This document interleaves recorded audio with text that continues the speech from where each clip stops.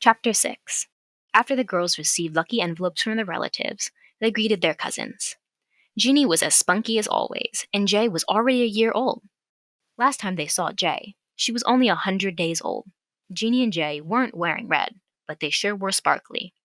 Auntie Joanne's family was always dressed to the nines. "Wow, it looks like you both got a lot of lucky envelopes already," Jeannie said. "Yes, we did. And it's not even 10 o'clock yet," Lorie said. "Did you get any?" "Jay and I both got a lot, too. I gave them all to my mommy and daddy," Jeannie replied. Everyone in the family knew that Jeannie loved those chocolate coins that sometimes came with lucky envelopes. That's why Auntie holds on to Jeannie and Jay's lucky envelopes, so Jeannie doesn't eat them all right away. Lorie and Weina used to give their lucky envelopes to their parents, too, but this year they were determined to be responsible for the money they collected. Weina was also debuting as the lucky envelope safekeeper for the first time. Lorie had to trust her. "Are you two going to the temple soon with your grandma?" the other aunties asked. "Auntie Linda has been cooking vegetarian brunch for the temple-goers. I heard they made some lucky noodles," one of the aunties said. "Yum!" Lorie and Weina both thought. The large feast that always takes all day to cook would have to wait until later that evening. The sisters were excited about going to the temple. They go every year, and know they will see many cheerful people who comment on how tall they've grown. Everyone wears their best new clothes for the occasion. It's also the best opportunity to get more lucky envelopes, especially if they go with Grandma, who everyone knows. "Grandma, can we go with you to the temple?" Lorie asks. Chapter 7. Later in the morning, Lorie and Weina visited the temple with their grandma and parents. The temple was large and had impressive wall carvings and was decorated with red lanterns throughout to celebrate the Lunar New Year. As they walked into the temple, they saw all of the aunties and uncles talking to one another. Some were eating plates of lucky noodles on the stone tables outside. Eating noodles signifies longevity because of their length. The lucky noodle is a vegetarian dish made of long noodles, bean curds, vegetables, and mushrooms.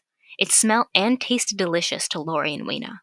As they walked up the steps into the temple, they saw other aunties and uncles wishing each other a good New Year. "Happy New Year. We wish you good business," Weina said softly with a polite smile. "Happy Lunar New Year," Lorie said. She coaxed her sister to talk a little louder so their relatives could hear her. Following one greeting after another, both girls received lucky envelopes, until they finally finished greeting almost everyone in the temple. By now, they have spent most of the afternoon in the temple celebrating Lunar New Year with their family. "I can't believe we received so many lucky envelopes," Lorie whispered to Weina as she ate her lucky noodles. "Maybe this will be the year we can finally buy Grandma a new jade bracelet," Weina whispered back. They seemed so close to their goal. All of a sudden, they heard pounding drums and firecrackers outside. Everyone knew exactly what that meant. "Weina, Lorie, I think the parade is passing by. Let's go check it out," Mom said. Lorie and Weina hurriedly put their lucky envelopes into their embroidered red sachet and threw the tangerines and chocolate coins they received inside too. They put on their jackets as Weina slipped on her backpack. Lorie walked over to the stone table where they ate their lucky noodles and gave their grandma a big hug. She grabbed Weina's hand and started running towards the sidewalk where the Lunar New Year parade was indeed taking place. Chapter 8. Back at the bubble tea shop, Lorie and Weina think through their entire day, trying really hard to remember where they could have left the lucky envelopes.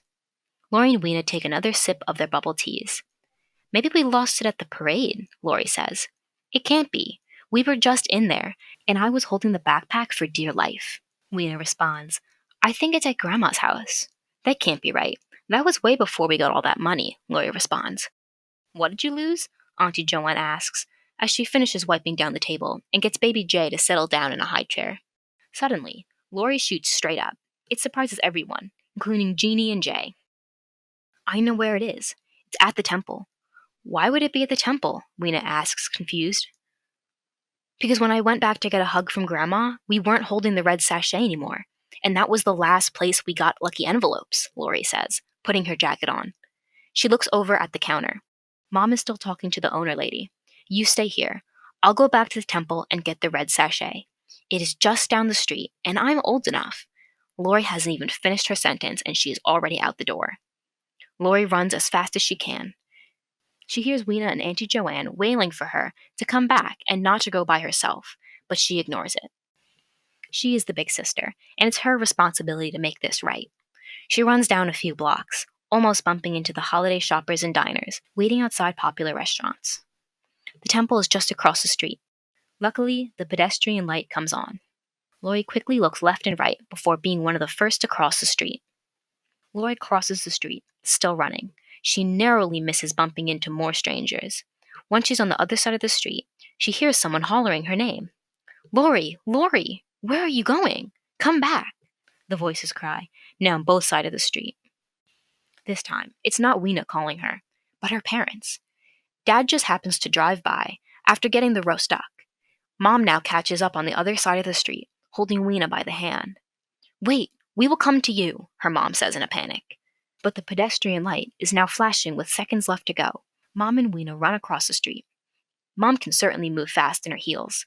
Dad jumps out of the car, extending his arm, trying to stop oncoming traffic. The three of them make it to Lorie's side, with just a second to spare before the pedestrian signal turns red.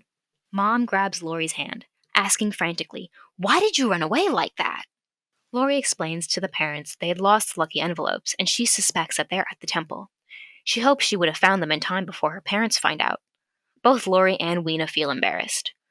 "I'm sorry I ran off without telling you," Lorie says to her parents. Chapter 9. Lorie and Weina's parents let out a relieving sigh, looked at each other, and smiled at the girls.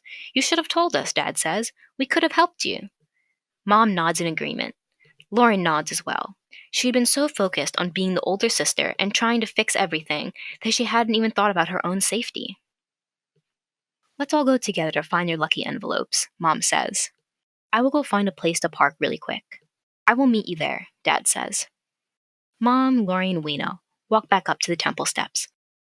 "Lorie," one of the aunties yell. She is surprised to see her back. "I thought you already left." "I'm here because I think we left something," Lorie says, huffing as she runs up the steps a little faster than her family. Everyone greets them again, also surprised to see them huffing from running. Lorie and Weina sigh with relief after they see Grandma holding up the red sachet filled with lucky envelopes. Grandma calls Lorie over. "You left your sachet here. I have been keeping them safe for you." "Thank you, Grandma," Lorie says. She walks over to her and takes the red sachet, hugging Grandma. Weina follows after Lorie and gives Grandma a hug as well. Grandma tells Lorie and Weina, "Next time, you two had better watch out for your lucky envelopes.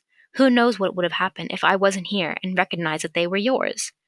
Both girls tell their grandma that they will do better next time to remember their belongings. Weina asks Lorie to hold onto the sachet of lucky envelopes and tangerines since she's older and more responsible. Lorie hands Weina back the red sachet. Weina looks back in surprise. "Here, Weina, you can hold the bag," Lorie says with a smile. "Take good care of it, and I will take good care of looking out for you." Weina holds the bag firmly with both hands. She puts it in her purple backpack and zips it closed. She walks proudly down the temple steps with Lorie. Chapter 10. Once Lorie, Weina, and their parents walk back to the bubble tea shop, everyone is relieved to see them safe. Jeannie is happy to see that Lorie and Weina found the money. She can't stop asking them about what happened. Baby Jay, though probably not understanding much yet, claps to show her excitement. Lorie and Weina wondered, will their parents punish them for losing all the money in the first place? As it gets late, it's time to head back to Grandma's house for dinner. "Mommy, is Daddy meeting us back at Grandma's house? I miss him already," Jeannie asks Auntie Joanne. "Yes, Daddy's coming back from Grandpa and Grammy's house. He will meet us at Grandma's," Auntie Joanne says. Auntie Joanne calls for a ride, while Lorie, Weina, Mom, and Dad walk over to their car. The girls remain very quiet during their walk. Lorie and Weina's dad and mom give each other a look and a nod, thinking the same thing. "Since you were both able to find the lucky envelopes, and since it's Lunar New Year, you both won't get in trouble," Mom says. "Just be more careful and responsible next time." Lorie and Weina both smile really big. "We will," they say at the same time. Everyone gets in the car and heads over to Grandma's house for dinner. "I'm so happy that you found and remembered where the lucky envelopes were, older sister. Thank you for getting them for us," Weina says. "It was a team effort." Lorie smiles.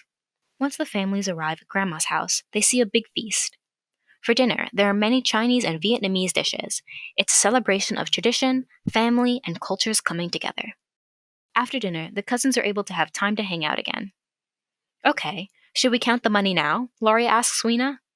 "Let's see if we have enough to buy the jade bracelet," Weina whispered in excitement. If you got gold coins, can I have one? Jeannie asks. Jeannie smiles sweetly, hoping to eat her fair share of chocolate coins today. Only if you can keep a secret. Lorie and Weina wink at each other and hug Jeannie close. The girls sit down and start counting.